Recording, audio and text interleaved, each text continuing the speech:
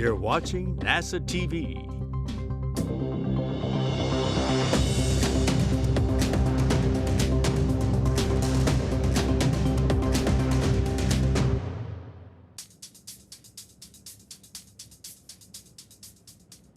Good afternoon and welcome to NASA's Johnson Space Center in Houston, Texas. I'm Sandra Jones and we're here today to discuss an upcoming spacewalk series outside the International Space Station. 2 spacewalks are scheduled in the month of October on the USOS segment. The first is October 12th. The second is scheduled for October 20th. This will be the 268th and 269th spacewalk in support of International Space Station maintenance, assembly, and upgrades. Today's briefing will address the programmatic and operational significance of the spacewalk, as well as all of the detailed procedures. Our briefers today are Dana Weigel, Deputy Manager for the International Space Station Program, Elias Murmo, Spacewalk Flight Director, Farouk Sabur, U.S. Spacewalk 89 Officer, and Sandy Fletcher, U.S. Spacewalk 90 Officer. We'll first start with some brief initial remarks from our briefers before opening it up for questions. We'll be taking questions on our phone bridge as well as on social media using the hashtag AskNASA. If you're on the phone, please press *1 to submit your question. And again, if you're on social media, use the hashtag AskNASA. So we'll now begin with opening comments from Dana Weigel. Welcome. Thank you very much for tuning in today. We're here to talk about the pair of upcoming spacewalks, the first of which, as you heard, is Thursday, October 12th. The first one will be conducted by NASA astronaut Laurel O'Hara and ESA astronaut Andy Mogensen. We've got a science objective for this EVA where we'll be looking at microorganisms that might exist on the exterior surface of the space station.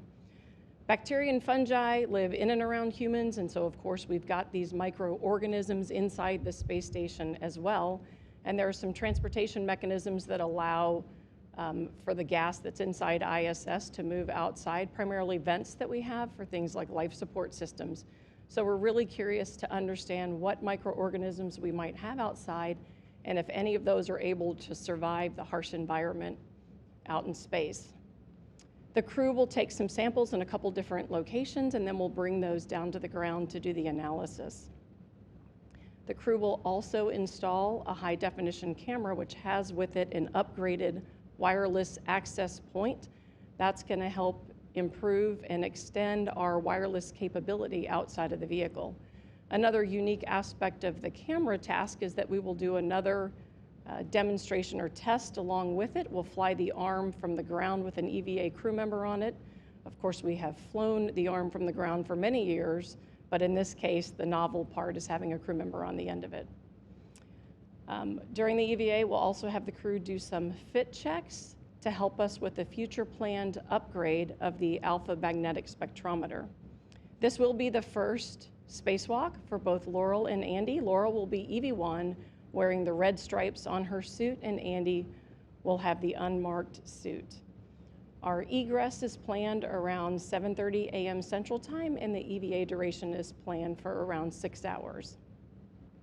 The second EVA will be on Friday, October 20th. That EVA will have NASA astronauts Jasmine Mogbelli and Laurel O'Hara.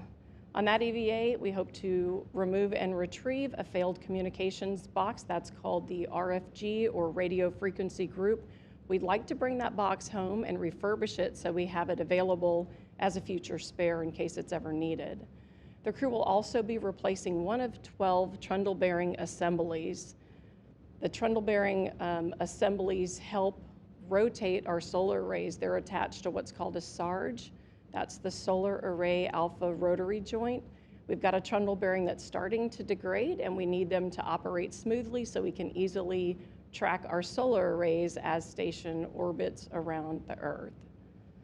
That will be Jasmine's first EVA. She will be EV1, so she'll be wearing the red stripes for that EVA, and Laurel will be EV2 in the unmarked suit. That EVA is planned for about 6.5 hours. You probably heard the great news that Frank Rubio returned last week aboard the Soyuz spacecraft, so he's back home on Earth after completing a record-setting mission. He spent 371 days in space, which is the longest duration mission for a single space flight. So wonderful to have him back home with us.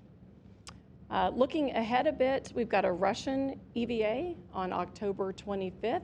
That's EVA 61 for the Russians with cosmonaut Kononenko and Chub. And then right around the corner after that, in early November, we've got our SpaceX 29 Dragon cargo mission, which will bring food, supplies, and spares, and a lot of research to ISS. So as usual, it's always busy on board Space Station. We're really looking forward to these upcoming EVAs, and with that, I will hand it to Elias, the lead flight director. Good afternoon. Again, my name is Elias Murmo, and I will be the lead flight director for the second of the two EVAs that we have talked about so far. That's the RFG-2 removal to bring it back inside for refurbishment. Rebecca Wingfield will actually be the flight director lead for the first EVA, which we call the microorganisms EVA. Just going a little bit more into details on the two EVAs, Laurel will actually be the one doing the microorganism swabs. There'll be a caddy, we'll show that in a little bit. While Andy, again, is on the arm replacing one of our high definition cameras, as Dana mentioned. Again, what's interesting about this operation relative to replacing that camera is we will be doing it on the end of the robotic arm on Space Station, but controlling the arm from the ground. Normally when we do EVAs, any robotic operations that are happening on board are conducted by the crew on board the spacecraft. But again, over many years, we've done a lot of advancements in being able to operate the robotic arm from the ground to do things like science experiments or replacing other pieces of equipment on the outside of the space station. So this is just expanding our operational envelope of being able to, again, operate the arm with a crew member outside. Additionally, by doing this, it actually helps us develop some ops concepts that we can apply to the Gateway program as part of Artemis. Gateway will also have a robotic arm, and some of the tests of operations that we'll be doing as part of this EVA will help us inform the ops concepts for that future program. On the second EVA, the one that I am leading, the RFG-2, as we call it, this is, again, to retrieve the radio frequency group. We attempted to retrieve this earlier this year, but had issues removing it from a stanchion that's on the outside of Space Station. Unfortunately, we really need to get the RFG off of that stanchion to be able to put it back inside of the airlock, again, to bring it home and refurb it. So teams on the ground have spent many months kind of analyzing why we weren't able to remove it last time. And we have a pretty solid plan that we've practiced and developed with an additional tool that Sandy Fletcher will show us in a little bit to be able to remove that RFG again from the stanchion and bring it inside. Overall, the plans and preparations for the two spacewalks coming up have been going on for many months. But over the past month or so, it's been going into high gear where we've got more development runs in the neutral buoyancy lab to really hone in our procedures and plans. And then the ground flight control teams have all been practicing in simulations to look at the various contingencies to be ready on those spacewalk days to support the crew. And then additionally, the crew on board, Andy, Laurel, and Jaws, who we talked to this morning, are all studying their procedures and plans and are ready to go out the door next week. So really, we're on what we call the road to EVA. It's a very busy time getting ready for the two spacewalks over the next couple of weeks. And with that, I'll hand it over to Farouk, who is the lead EVA officer for the first spacewalk. Thank you. And so for the microorganisms EVA, really this is kind of 3 EVAs in a single EVA. So for one portion of it, Laurel is going to be doing the microorganism sampling, and she's going to be doing that at the airlock as well as on the lab. In addition to that, she's going to go out to do the DC to DC converter unit jumper task. And this is a jumper that we're going to be installing on the P4 integrated equipment assembly task out on P4 element of the truss. So with that, we're installing a jumper to allow us to share power in the case of a contingency jumper failure. And then so while she is doing that task, Andy, he is going to be primarily on the robotic arm doing the high-def camera replacement task. After they are complete with both of those tasks, they will join together for the alpha magnetic spectrometer assessment. They're going to be going out to the alpha magnetic spectrometer, and they're going to be looking at the work site for a future EVA. So involved in this, they will need to get underneath some beta cloth, and then they're going to assess a patch panel. And then with that, I have a video to show more of the details of the EVA. U.S. Spacewalk 89 will be conducted by Laura O'Hara as EV1 with the red stripes and Andreas Mogensen as EV2. EV1 will egress the airlock and stow the microorganisms caddy on their swing arm. EV2 will retrieve a medium-sized bag with a high-definition camera in it. After a quick buddy check, EV2 will translate up the truss to the port side to set up for their next task. They will drop their safety tether as well at this location. Meanwhile, EV1 will begin the microorganism sampling by first getting a control sample in free space. Then they will flip the microorganisms caddy to get to the sample side, open the thermal cover, and then take a sample of the vestibule area with the first sample from the caddy. They will then take a sample of the thermal cover itself. When complete, they will close the thermal cover and get another sample on the aft side of the airlock between two handrails.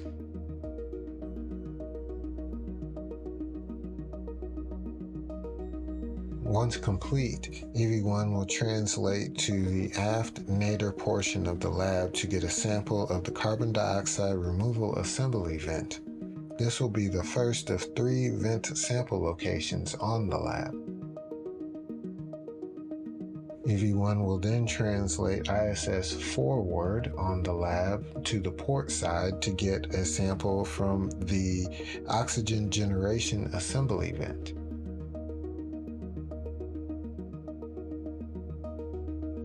The last vent location is on the port nadir aft section of the lab to get a sample of the vacuum exhaust system.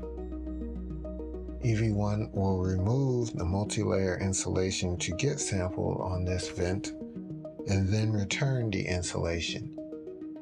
When complete with all of these vents, EV1 will translate back to the airlock. Meanwhile, EV2 will translate to the port lower outboard camera to relocate an Ethernet cable to the base of the stanchion and to pre-stage some tethers. EV2 will then retrieve an articulating portable foot restraint to install on the robotic arm. Once installed on the robotic arm, EV2 will ingress the foot restraint and retrieve the bag with the new camera. Then the robotic arm will fly EV2 over to the camera location for the removal and replacement of the new high-definition camera. EV2 will install a handling aid on the old high-definition camera, release a cable restraint, and demate 2 power cables. They will partially release the old camera using the cam lever and install a lens cover. Then fully release and temp stow the old camera on the outside of the bag. Next, EV2 installs the new camera, removes the lens cover, and stows the old camera inside the bag to stop its thermal clock. Then they will remate the power cables into the new high-definition camera with wireless access. The rest of this task will be dedicated to properly routing 2 power cable and the wireless access port cable to allow full pan tilt capability for the camera group.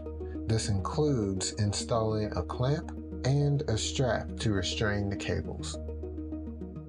Lastly, EV2 will maneuver to the base of the camera stanchion to mate the high-definition wireless access port cable to the Ethernet cable previously relocated. While EV2 works on the camera replacement, EV1 will stow the microorganisms caddy in the airlock and retrieve the DC to DC converter unit jumper cable bag and translate to the P4-P5 interface. EV1 will need to drop a green tether to reach on their safety tether. Once at the worksite, EV1 will install the jumper cable between two DC to DC converter units that will create additional fault tolerance in the event of an integrated equipment assembly DC to DC converter unit were to fail. The old cables will be stowed on a dummy panel.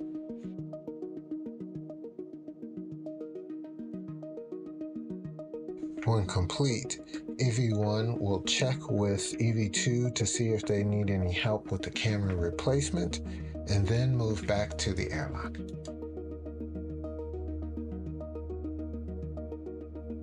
EV1 will swap bags to get the alpha magnetic spectrometer or AMS bag and then translate starboard to the AMS worksite.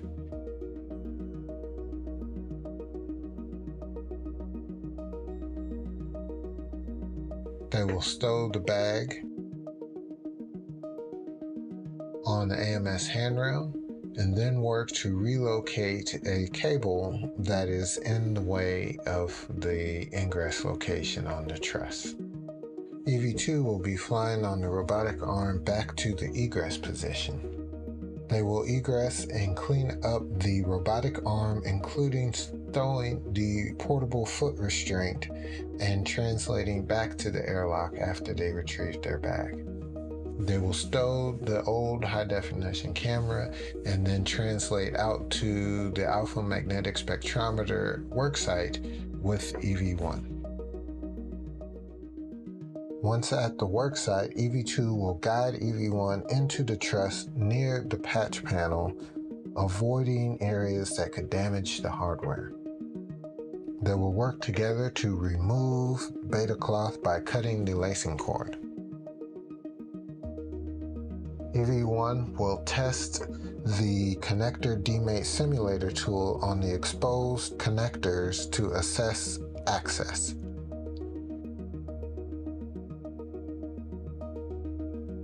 Then the two crew will carefully swap positions to allow EV2 to access with the tool at the patch panel location.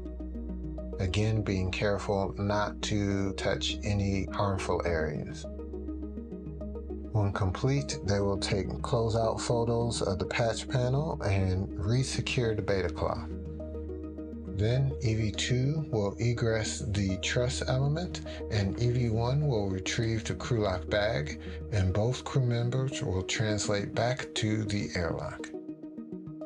And that will successfully conclude US Spacewalk 89. And yes, and I actually have a few show and tell items here. Can we get the image, please? So here is a hi-fi photo of the microorganisms caddy. You can see it has sample canisters on both sides. On the two sample side, this is our control side. So one of those canisters we are never touching, never opening, and that will remain the control. There is a second sample on the two side that we will open and wave in free space as a secondary control in free space. And then once complete, our samples that we're taking on locations at the airlock and on the lab are going to be on the sixth sample side. Now I have some hi-fi hardware to show you. So the canisters look like this, and they are sealed inside so that they are safe from anything in the environment until they are opened.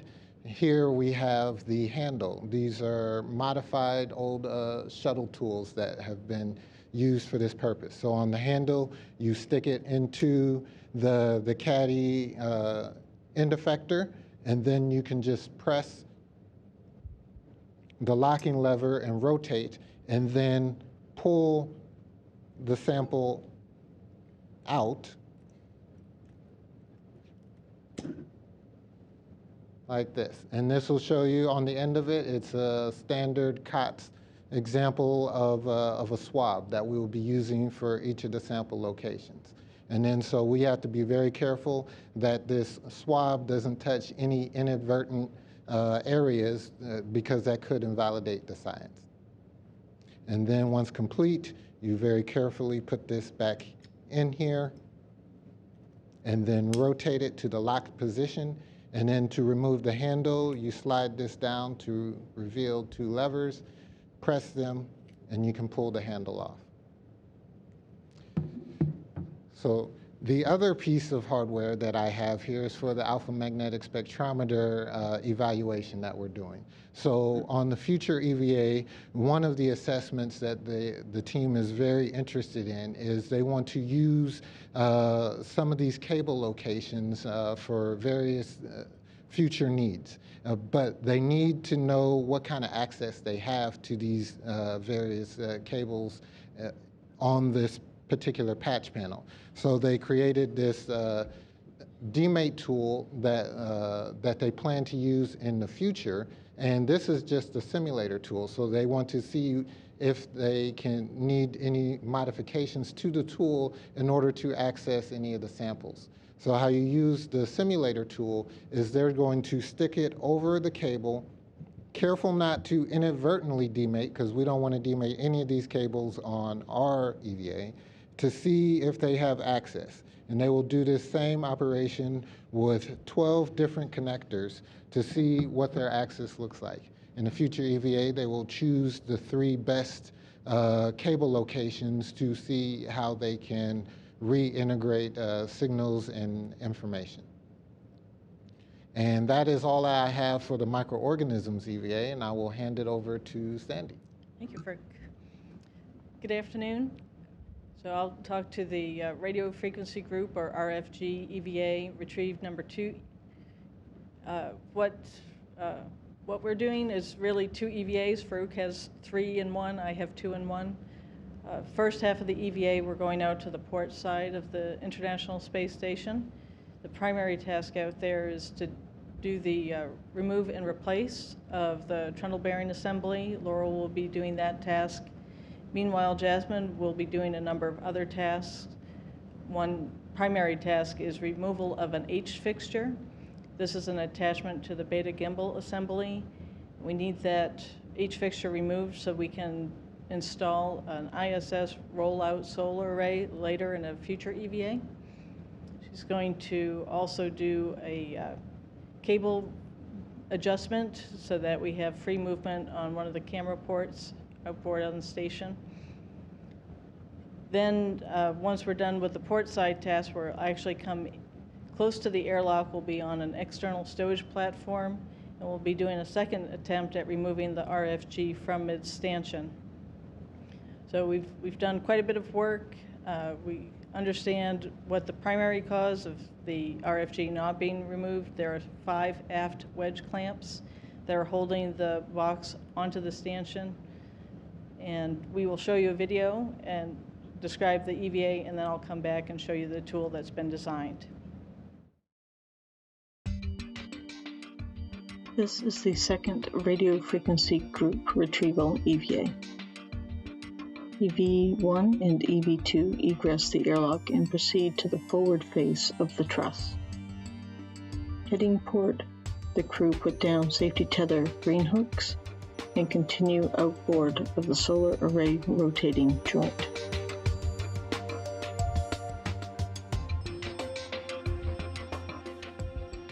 EV1 goes to the 2 alpha beta gimbal assembly and secures a crew lock bag of tools.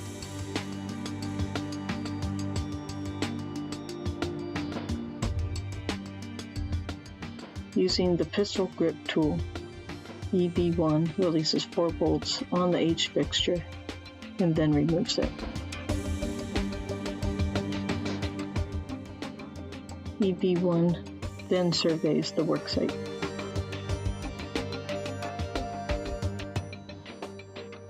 Meanwhile, EV2 goes to the solar array rotating joint and removes a cover, exposing a trundle bearing assembly.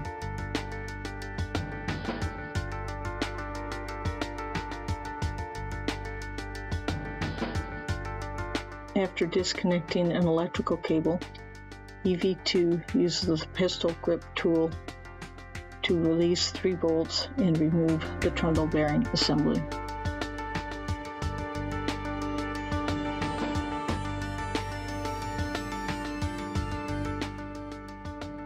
EV2 photographs the surface, then applies lubricant to the rotating ring using a grease gun.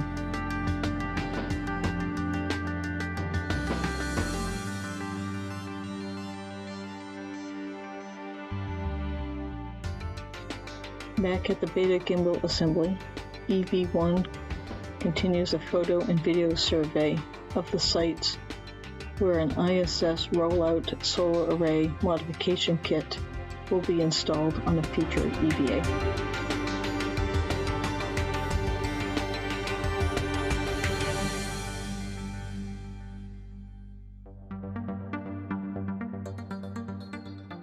EV1 returns inboard to the camera port 8 worksite to adjust a cable interfering with movement of the camera light assembly. After lubricating the surface, EV2 installs a new trundle bearing assembly.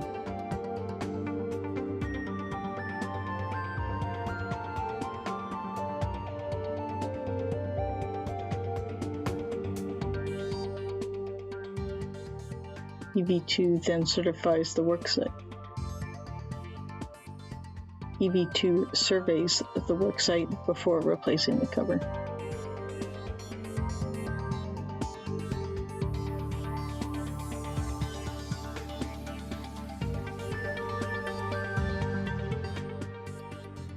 From camera port 8, EV1 translates inboard, down a strut, and temp stows the crew lock bag on the U.S. laboratory.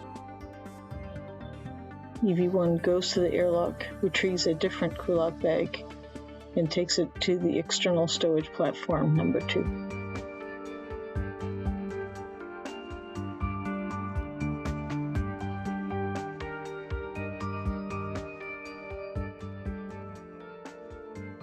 EV1 retrieves a portable foot restraint and installs it on the robotic arm.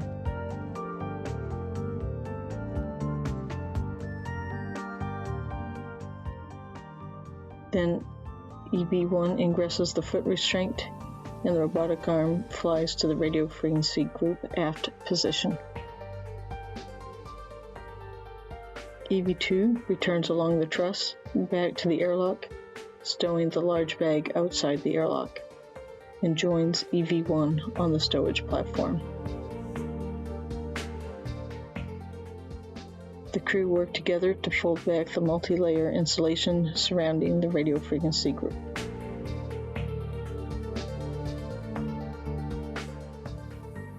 At the aft wedge clamps, the crew remove any rubber covering the clamp nuts using needle nose pliers.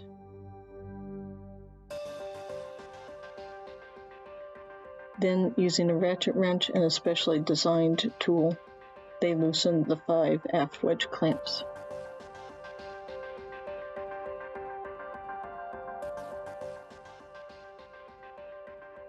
EV1 is then flown to the forward face of the radio frequency group, releases 4 structural bolts,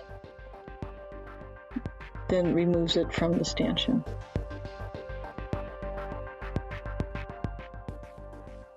EV1 then flies it to the airlock, where both crew secure it inside.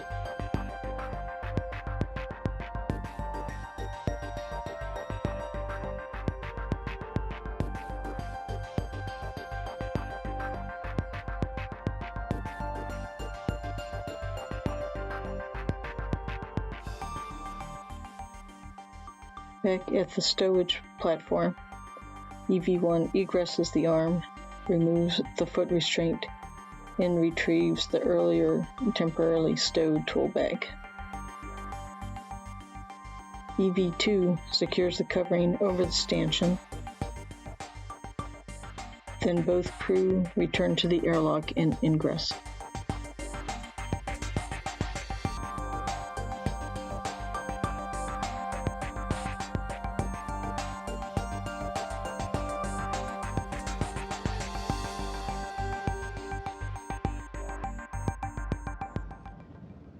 So this is our specially designed RFG wrench. You'll see it's got a fairly large handle. This is to enable a pressurized EMU glove to go over. We've always got a tether point so we don't lose tools during an EVA. What's unique about this is that the wrench part of it is actually very thin, and that's because our access point to the bolt is not compatible with our usual EVA tools. So we'll have one crew member holding this onto the bolt head while the other crew member releases from the nut side using a standard EVA ratchet wrench or the pistol grip tool. So with that, that concludes my part of the presentation. I'll hand it back to Sandra. Thank you, and thank you to our briefers for those initial remarks. We will now open it up for questions. As a reminder, if you're on our phone bridge, you can press *1 to submit a question. If you do find your question has already been asked and answered, you can press *2 to remove it. When you are called upon, please state your name, affiliation, and to whom you'd like your question to be directed to. And again, on social media, we will be answering your questions using the hashtag #AskNASA. Our first question comes from Rob Perlman. Hi, thank you. I have a couple of questions regarding EVA 89. With regards to collecting the microorganism samples, do any special precautions need to be taken before the EVA to clean Laurel's suit, or does the control samples compensate for that? And with regards to Andy riding on the end of the arm being controlled from the ground, are there any additional risks involved in that? What happens in the case of a comm dropout? So yeah, I think I could take both those. In terms of the vents and where the swab locations are for Laurel, these are all just gases inside of Space Station that are going outside, so there's really no concerns to the contamination on the suit and no real additional precautions that we have to take relative to there. We've looked at all of the possible things that are coming out of those vents, and there's no concerns for her suit. In terms of the second question, for the end of the arm operations robotically, during the entire EVA, Jasmine will actually be a standby on-board robotic operator. So that's how we're mitigating any concerns of a comm dropout during the spacewalk. And we have worked with the crew extensively to make sure that they're ready to take over, again, in case there's any unexpected issues. And we have contingency plans for that. So from a safety perspective, no concerns. We've mitigated the risks relative to comm dropouts. Thank you, Elias. Our next question comes from Facebook. ARMDC wants to know, what is the temperature at this height during a spacewalk? Let's see. I can take that one. The external environment around Space Station ranges from -250 Fahrenheit to +250 Fahrenheit. And of course, we get day-night cycles multiple times throughout an EVA, so pretty large swings. Thanks, Dana. We'll take another question from the phone bridge. This one is from Mark Carreau. Yes, thank you. This is Mark Carreau from the Houston Chronicle, and I just wanted, I had have two questions. The first one has to do with the robot arm ops. Are they going to be from the ground for both spacewalks or just the first one? And second, could you just generally describe what the future alpha magnetic spectrometer work that you're sort of preparing for with this with this group of spacewalks would entail? Yep. So for your first question, we are only going to do the test objectives for the ground robotic operations on the first spacewalk. The second spacewalk, we will have Andy operating the arm from onboard the ISS, and I think Dana will take the second part of that question. Sure. Let's see, for your second question, you're probably aware the alpha magnetic spectrometer is looking at the composition of galactic cosmic rays. The goal with the upgrade is to be able to get more data, so more data throughput and higher accuracy. And so the terms they use with the AMS is instrumentation layers, is the terminology they use. The goal is to build and install a new outer layer and upper layer, which again will give us more data throughput, and also higher accuracy. And so there's a series of EVA tasks. This early one is really going to help, as Farouk mentioned, to understand what cabling connections could be used to help connect this future upgrade. And so that's going to inform some of the design solutions in the future. And then there's a series of EVAs to actually install the tracker and to address some of the challenges that come along with heat rejection once we install that. So those are some of the future EVAs. Thank you. We do have a couple more social media questions, but if you are a reporter on the phone bridge, please press *1 to go ahead and get that question submitted. So our next question comes from Madhausen on Facebook, who wants to know, how do we get such good quality pictures while space station is orbiting the Earth so quickly? Do you want me to try that one? So I think, yeah, the pictures that we're having on board the space station, really, we've got a bunch of really nice cameras, and then we've got the cupola window. So from inside of the space station, our astronauts obviously can take amazing photos of our amazing planet.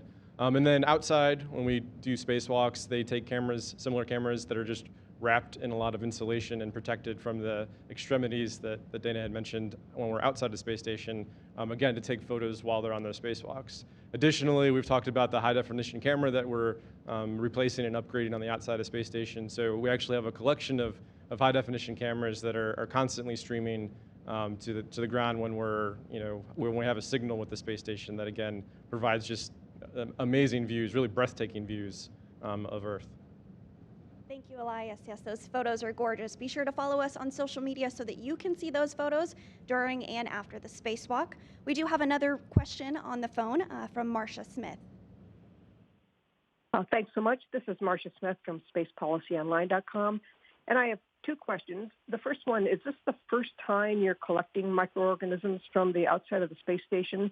And if so, what is it about the space station right now, 23 years into its life, that you want to do this? And if not, what have previous studies shown? And separately, I'm curious, Elias mentioned about how putting Andy on the end of the arm and controlling it from the ground was somehow related to gateway operations in the future. And could you just explain that again? All right, I'll take your first question. The Russians have actually done the most work in the area with microorganisms outside space station.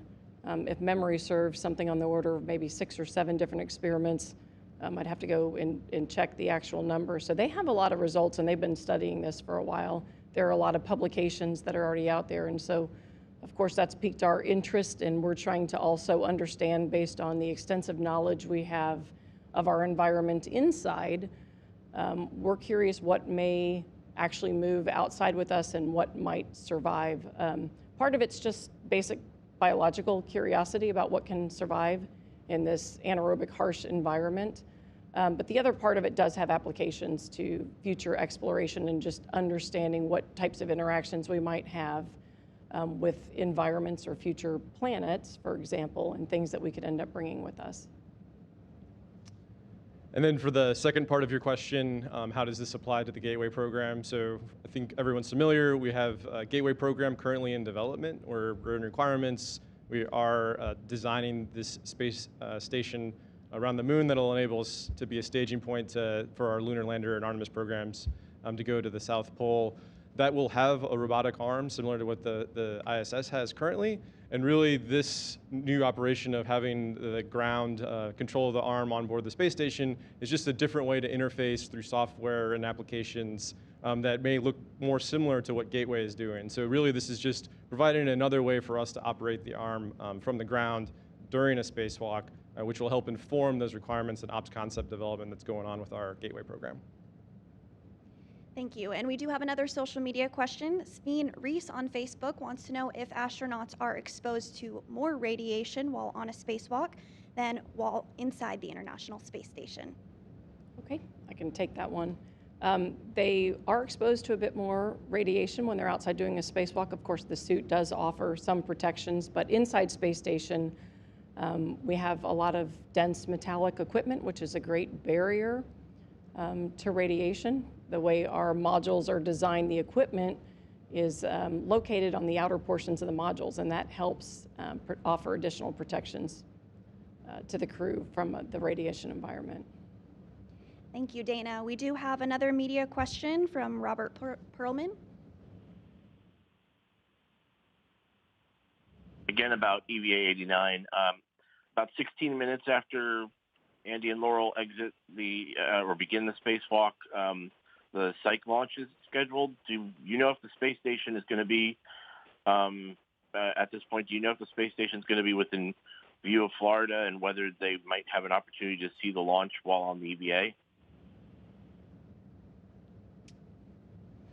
Yes, I don't actually have that answer, but we can get back to you and see if the space station will be in view of Cape Canaveral during that launch. But good question. Thanks, Robert. We'll follow up with you on that one. Good question. So that is actually all of the social media questions that we have for today, as well as all of the questions that reporters submitted online. So thank you all so much for joining us for today's briefing, and thank you to our briefers for being here as well.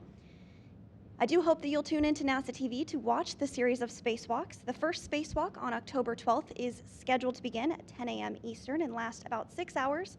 NASA TV coverage will begin at 8:30 a.m. Eastern for the first spacewalk.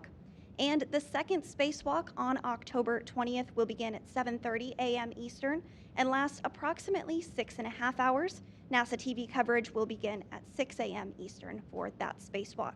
So thanks again for joining us. That will wrap up today's briefing.